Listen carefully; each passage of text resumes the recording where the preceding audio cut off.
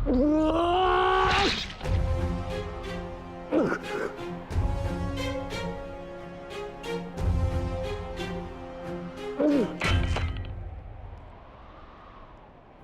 क्या ये आपका न्याय है? क्या इसीलिए आप मुझे मोरपंख हो जाने के लिए कह रहे थे? उत्तर दीजिए, उत्तर दीजिए, उत्तर दीजिए, उत्तर दीजिए, उत्तर दीजिए।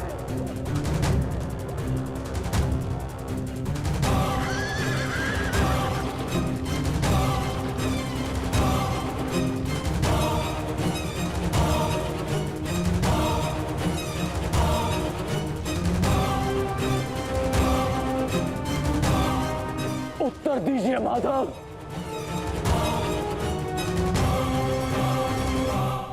उत्तर बहुत लंबा है कर्ण, और समय बहुत कम।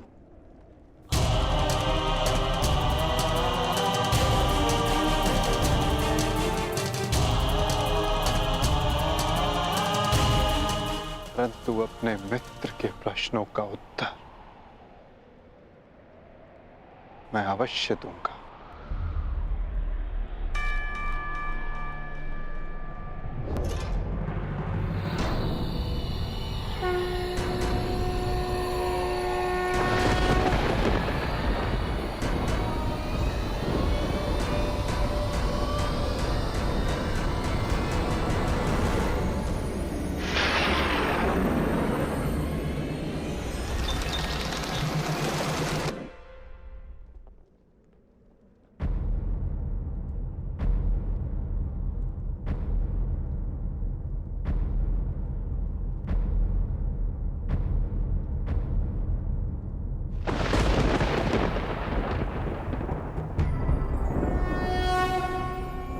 यदा यदा हि धर्मस्य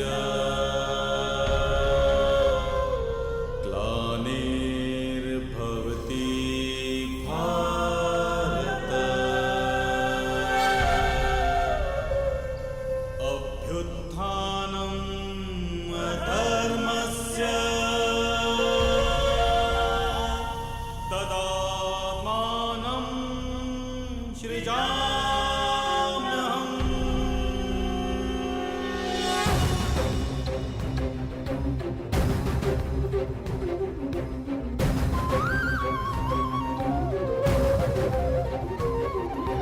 यदा यदा हि धर्मस्य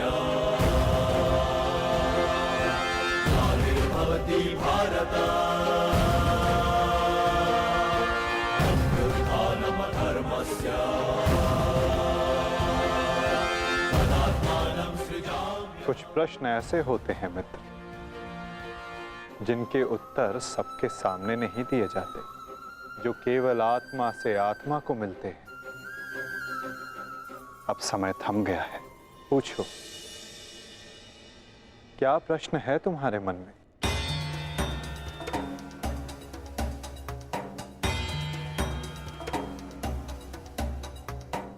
आप तो सारथी हैं ना, अपने रथी का मन पढ़ लेते हैं, तो पढ़ लीजिए। मैं पहले भी कह चुका हूं मित्र, मुझे तुम्हारे मुख से सुनना अच्छा लगता है। तो सुनिए, बताइए माधव, ऐसा क्यों होता है कि जो परिवर्तन की चाह रखता है उसे समाज का क्रोध क्यों सहना पड़ता है? समय तो स्वयं बदलता है ना, तो वो परिवर्तन का विरोध क्यों करता है? परिवर्तित होना समय की प्रकृति है मित्र, और परिवर्तन का विरोध करना अधिकतर लोगों की प्रकृति।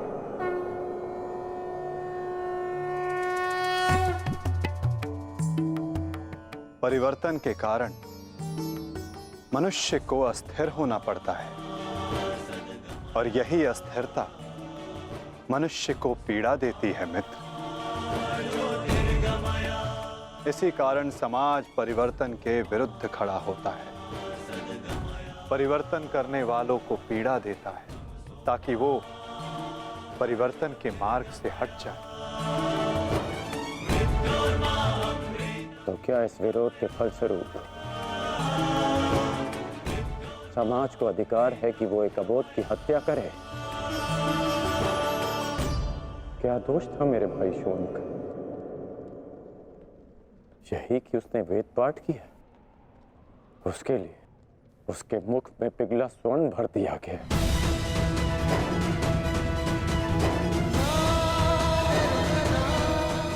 क्या कोई विद्या सीखना दोष है माधव?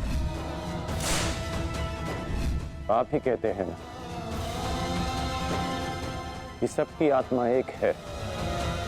यदि ऐसा है माधव, तो शरीर को जाति के बंधनों में क्यों बांधा जाता है? क्यों गुरु द्रोण ने मुझे जाति के नाम पर शिक्षा नहीं दी? मैं केवल और केवल राजकुमारों को ही शिक्षा देता हूँ। विश्व के इतने घातक अस्त्र होने के पश्चात भी रंगभूमि में क्यों मुझे प्रदर्शन करने से रोका गया? तुम्हें द्वंद्व की अनुमति कदापि नहीं मिल सकती। अर्जुन कुरुवंशी है, अर्जुन क्षत्रिय है, अर्जुन राजकुमार है और तुम केवल एक सूत पुत्र हो। सूत पुत्र। क्यों हर बार मेरे कौशल को सूत पुत्र कहकर दबा दिया जाता है?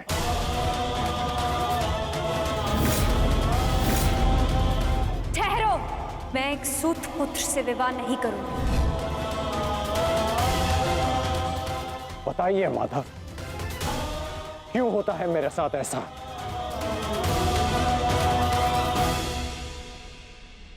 चूंकि तुम विशेष थे कर्ण, चूंकि भाग्य ने तुम्हें परिवर्तन के युद्ध का योद्धा चुना, और जो विशेष होते हैं उनकी परीक्षाएं भी विशेष होती हैं।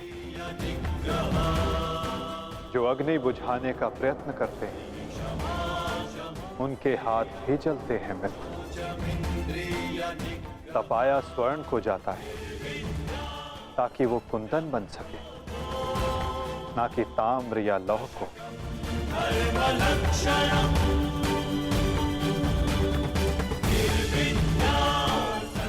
मेरी दृष्टि से देखो मित्र, आज तुमसे बड़ा पराक्रमी, तुमसे बड़ा शूरवीर और कोई नहीं मेरी दृष्टि में। अर्जुन भी नहीं मित्र। परिवर्तन की चिंगारी जो तुमने संसार में लगाई है मित्र, वो एक दिन सूर्य बनकर समस्त संसार को अलौकित करेगी, संसार को आशा देगी। परंतु मेरे जीवन में आशा की किरण आप थे माधव। आप मेरी प्रेरणा थे। फिर क्यों अन्याय किया आपने मेरे साथ? आप तो जानते थे ना कि मैं सूत पुत्र नहीं हूं। फिर क्यों सदा मेरे और अर्जुन के द्वंद्व को रोका आपने? और आज भी युद्ध भूमि से दूर मुझे आप यहां ले आए। क्यों धर्म के रथ पर बैठकर आपने अधर्म का बाण चलाया? क्यों माधव?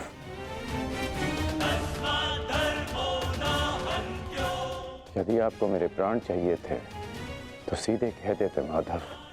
मैं प्रसन्नता से अपना शीश काटकर थाली में आपको भेंट कर देता।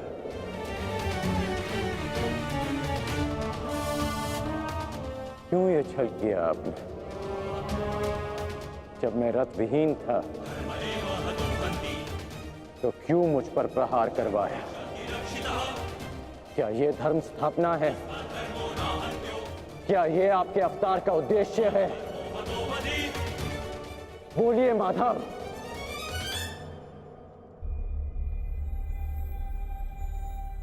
आप उत्तर क्यों नहीं दे रहे हैं?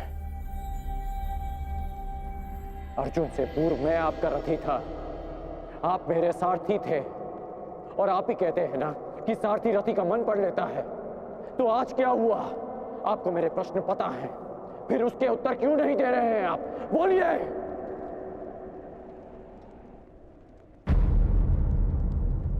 सारथी और रथी भिन्न कहाँ होते हैं राधे? वो दोनों तो एक अंग होते हैं। जब एक सारथी अपने रथी के मन में उठने वाले प्रश्नों को समझ जाता है,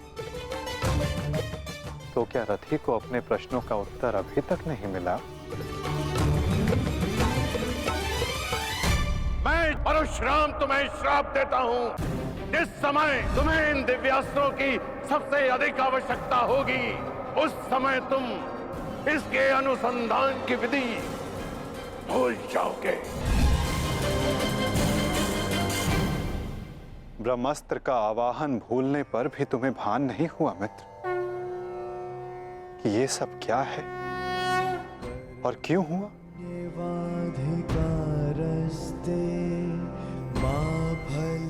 तुम्हें यहाँ खींच कर लाना मेरी विवशता थी मित्र।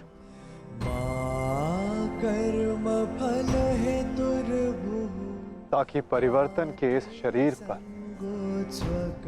श्रापों और पापों का बोझ उतारा जा सके। कर्मण्येवाधिकारस्ते